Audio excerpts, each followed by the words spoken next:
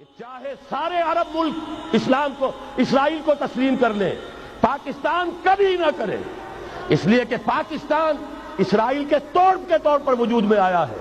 اللہ نے اسے اسرائیل کے وجود میں آنے سے 1 سال قبل وجود بخشا ہے۔ ہم کبھی تسلیم نہیں کریں گے۔ اصل میں تو جنگ ہمیں کرنی ہے، مقابلہ ہمیں کرنا ہے۔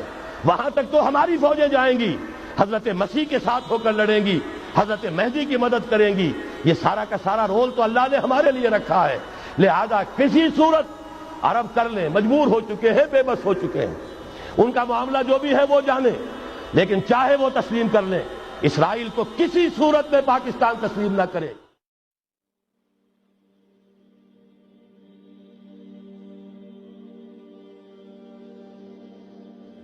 اسی طریقے سے فورن پالیسی کے ضمن میں 3 باتیں، بلکہ فورن کیا، وہ تو ہماری اندرونی بھی ہے۔ یہ اجلاس حکومت سے مطالبہ کرتا ہے، ہمیں اللہ کا حکم ہے اعدوا لهم ما استطعتم، طاقت فراہم کرو، حکم ہے، فرض ہے، واجب ہے۔ اور اللہ تعالیٰ کا بڑا کرم ہے، اس نے ہمیں ایٹمک نو ہاؤ، اس کی صلاحیت عطا کر دی ہے۔ واحد ملک ہے دنیا کا، اور یہ بھی ثابت کرتا ہے یہ واقعہ بھی اللہ تعالیٰ کی مشیت میں کوئی بڑا رول ہے اس ملک کے لیے۔ اپنی خودی پہچان، اے مسلم پاکستان، اپنے مقام و مرتبے کو پہچانو۔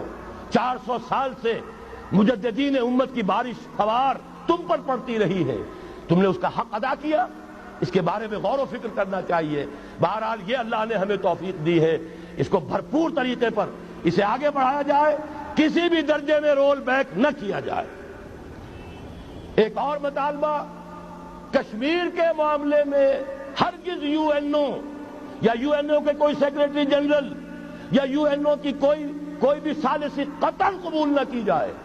یو این او امریکہ کا زر خرید اور امریکہ یہودیوں کا غلام، لہذا اگر اس طرف آپ نے رخ کیا، یہ کشمیر کچھ اور ہو جائے گا، یہاں کوئی اسرائیل وجود میں آ جائے گا، کوئی یہودیوں کو اور امریکن کو قدم جمانے کا موقع مل جائے گا۔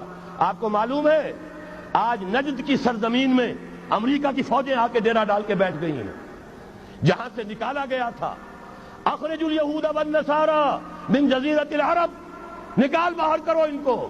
لیکن یہ کہ ان کی ڈپلومیسی، جس طریقے سے دانا پھینکا، جال بچھایا، صدام کو پھانسا، اس کے بعد جو کچھ کیا ہے، برکس نکالا عراق کا، اور عراق کا تو جو برکس نکلا سو نکلا، وہ اپنی فوجیں لا کر وہاں بٹھا دی، سارا تیل اب ان کے قبضے میں ہے۔ یہی معاملہ ہوگا یہاں، ہندوستان اور پاکستان دونوں دیکھتے رہ جائیں گے بلیوں کی طرح، اور وہ بندر چچا سام بندر جو ہے ساری روٹی خود کھائے گا، کسی کے ہاتھ کچھ نہیں آئے گا۔ راستہ دوسرا ہے، بھارت کے ساتھ براہ راست گفتگو کرو، انہیں بھی ہوش آ جائے، کچھ آ چکا ہے، نظر آ چکا ہے، کشمیر کے حریت پسندوں نے ان کے ہوش ٹھکانے کر دیے ہیں۔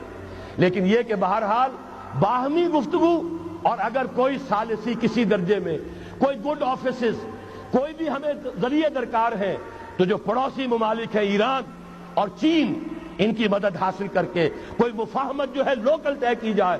یونائٹڈ نیشن جو امریکہ کا زر خرید ہے، اس کا خانہ زاد ہے، اور امریکہ کہ جو یہودیوں کا اسیر ہے، اس کے ذریعے سے کوئی خیر نہیں آ سکتا۔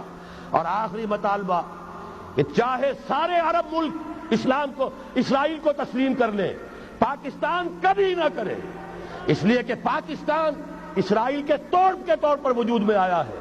اللہ نے اسے اسرائیل کے وجود میں آنے سے 1 سال قبل وجود بخشا ہے۔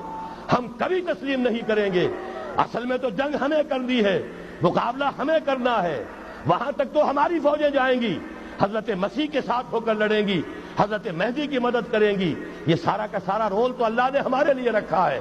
لہذا کسی صورت عرب کر لیں، مجبور ہو چکے ہیں، بے بس ہو چکے ہیں، ان کا معاملہ جو بھی ہے وہ جانے، لیکن چاہے وہ تسلیم کر لیں، اسرائیل کو کسی صورت میں پاکستان تسلیم نہ کرے۔